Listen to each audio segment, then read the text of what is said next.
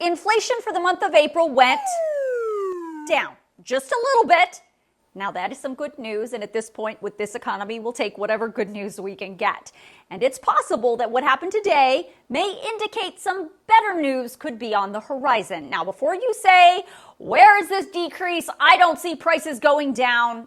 Just hang on. I'm going to explain that to you in a second. But first, today's April Consumer Price Index report found inflation overall increased 3.4% between April of 2024 and April of 2023. That is 0.1% less than last month's number. See, I told you, we're talking about a very small decrease, just 0.1%, but it still counts. Now, here's where I have to put in my disclaimer and address all of you that are saying, what decrease in inflation? I don't see it.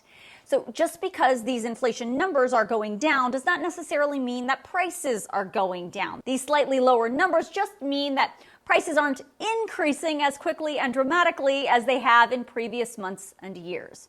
Now remember, the Federal Reserve's goal is to have prices increase 2% every year. But right now we're at 3.4%, and that's the problem. So what went up and what went down in April? According to the Bureau of Labor Statistics, they say the main cause of the 3.4% increase was the cost for shelter and gasoline. Gasoline was up almost 3% between March and April of 2024 and up more than 1% year over year. The other major issue was shelter, which has been going up and up in report after report, and this month was no different. Shelter was up another 5.5% between April of 2024 and April of 2023 and up 0.4% between March and April of 2024.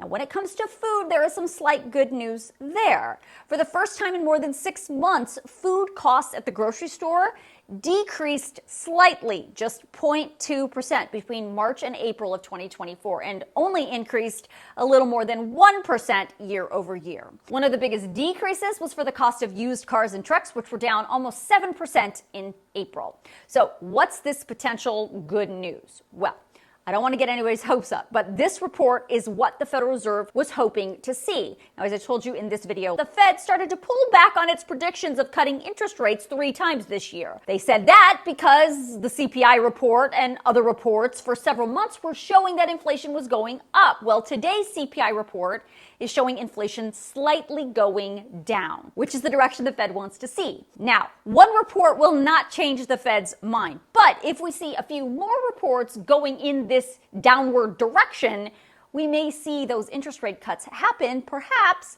by the end of the summer. At least that's what Wall Street is thinking, and because of that, all 3 major stock indexes closed at record highs today, with the Dow Jones just shy of 40,000.